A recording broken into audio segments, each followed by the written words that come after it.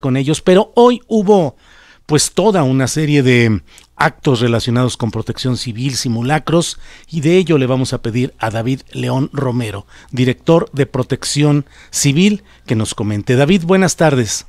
Querido Julio, qué gusto me da saludarte. Efectivamente, septiembre es un mes que nos remite a dos episodios muy importantes en la vida de nuestro país, 1985 y del 2017, episodios imborrables en nuestra mente, en nuestro corazón.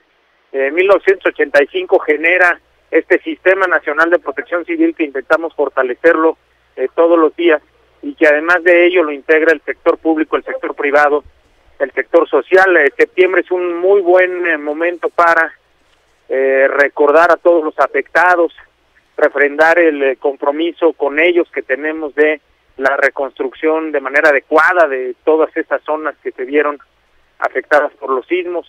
Además es un gran momento para reconocer pues esto de lo que tú ya has hablado, la solidaridad, la capacidad de servicio de los ciudadanos, por supuesto también de muchas instituciones que participan de la ayuda en emergencia y en desastre, y es una gran oportunidad también, Julio, para prepararnos mejor. A eso iba, David León. ¿Qué de distinto se puede esperar de este gobierno del cambio en caso de que desafortunadamente sucediera otro fenómeno de esta magnitud? Pues mira, Julio, hemos tratado de atender 4 objetivos muy importantes: tener una cercanía con las comunidades de nuestro país. Los municipios más pobres del país, Julio, son los que reciben más emergencias y mayores desastres, y a los que se tardan más tiempo en recuperarse. El compromiso con abatir la desigualdad que tiene la política social de nuestro país atiende también a ello, a poder gestionar de mejor forma el riesgo en esas comunidades. Número 2, terminar con la corrupción. Julio, ha sido un elemento que ha incrementado de manera importante el riesgo. La corrupción, cuando una autoridad da una licencia de construcción en una zona que no debe darla, en una zona inundable, cuando obviamos una revisión o un cumplimiento de un reglamento, justamente lo que estamos haciendo es incrementando el riesgo.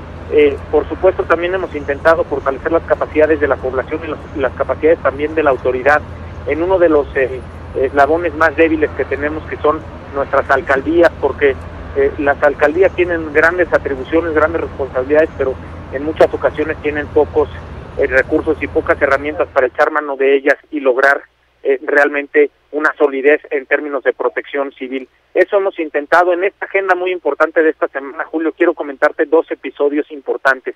El primero, un conversatorio que tuvimos con los 4 anteriores coordinadores nacionales de protección civil que estuvieron en el cargo antes que yo, con Luis Felipe Puente, que fue coordinador de protección civil 6 años con el presidente Peña, con Laura Gursa, que fue coordinadora de protección civil con el presidente Calderón y un cachito del presidente Fox, con Guillermo Ruiz de Teresa, que estuvo con el presidente Cedillo, con Carmen Segura, que estuvo con el presidente Fox también. Es decir, escuchar las experiencias. El sistema se construye, el Sistema Nacional de Protección Civil se construye sobre lo construido. Ya me hiciste que me preocupe, porque hay antecedentes complicados de varios de tus antecesores, contrataciones de servicios que no se dieron, uso de recursos para fines partidistas. ¿Qué tanto se tiene que hablar con los que antes estuvieron en protección civil? Yo creo que hay además de que hay muchos procesos que los tiene la auditoría, y hay muchos procesos que nosotros hemos buscado cambiar, por ejemplo en los manejos del Fonden, en las bolsas de emergencia y en las bolsas de reconstrucción. Sí existe una experiencia acumulada en la toma de decisiones de qué hacer y qué no hacer también, Julio. Hemos pensado que la protección civil es una tarea de todos, y que el escuchar las historias, escuchar el pasado que vivieron estos funcionarios, en la buena y en la no tan buena, es algo que fortalece. Y el segundo episodio muy importante ha sido el día de hoy. El día de hoy hemos vivido un simulacro, un macro simulacro en 32 entidades de nuestro país. Particularmente creemos que, bueno, por supuesto la sismicidad no la podemos controlar. 5 placas tectónicas, Julio, 20 sismos en los últimos, de 1985 para acá, 20 sismos con magnitud 7 o más, 19,000 sismos en lo que va del año, Julio, del 1 de enero al día de hoy, Todos estos elementos nos hablan del gran riesgo sísmico que tiene nuestro país. Por eso mismo creemos que eso no lo podemos controlar, pero lo que sí podemos controlar es el fortalecimiento de capacidades y de la preparación que tiene la autoridad y que tiene la ciudadanía. Por eso este ejercicio el día de hoy tuvimos un registro de cerca de 80,000 inmuebles en las diferentes entidades del país. Mucha gente participó en él. Es un ejercicio no solamente para los ciudadanos, sino también para los servidores públicos. Nosotros de inmediato establecimos contacto dentro del ejercicio con la oficina del presidente de México, por supuesto con la oficina del secretario Durazo. Se instala un comité nacional de emergencia donde se toman las decisiones y se informa acerca de los daños que pueden haber en el territorio y también de cómo se encuentran las dependencias para que el gobierno pueda seguir brindando sus operaciones y sus servicios, Julio.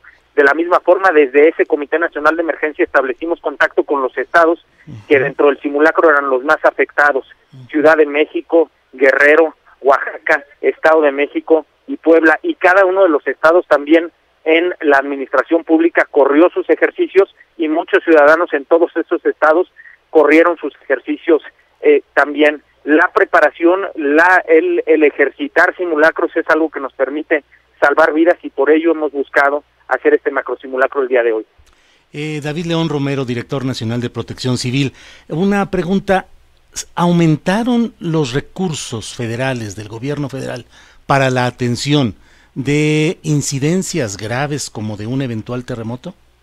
El gobierno de México tiene dos instrumentos financieros, el Fonden y el Fopreden, Julio, que son en realidad fideicomisos, que es una bolsa multianual que este año recibió 3,500 millones de pesos, de los cuales hemos ejecutado aproximadamente 600.